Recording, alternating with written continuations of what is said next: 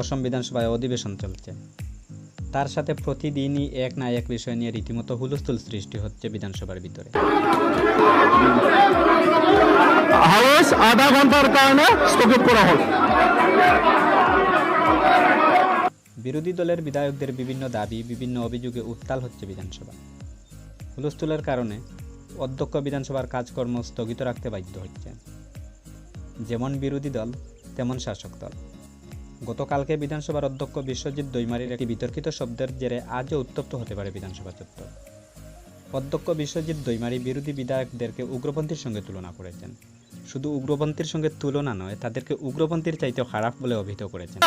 কিন্তু উগ্রপন্থী কই বেশি।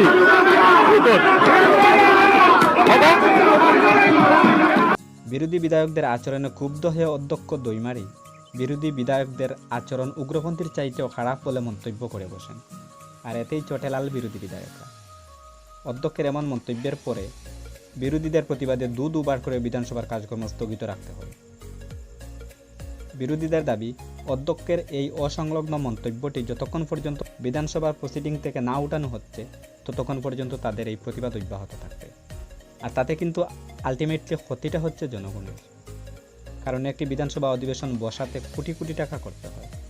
এত টাকা খরচ করে যদি অধিবেশনে কাজকর্ম চলতে না পারে তাহলে ক্ষতিটা তো আমাদেরই। গণতন্ত্রের বিরোধী দল শক্তিশালী হতে হয় ঠিকই, শক্তিশালী বিরোধী দল না থাকলে শাসক দলের একনায়কত্ব চলে আসে। যে কোনো সময় তারা জনবিরোধী যে কোনো সিদ্ধান্ত নিয়ে নিতে পারে। তাই বিরোধী শিবির সংসদে এবং বিধানসভায় শক্তিশালী হতে হয়। কিন্তু যে কাজগুলি করলে জনগণের ক্ষতি হচ্ছে এমন কাজগুলি করা কিন্তু সমীচীন নয়।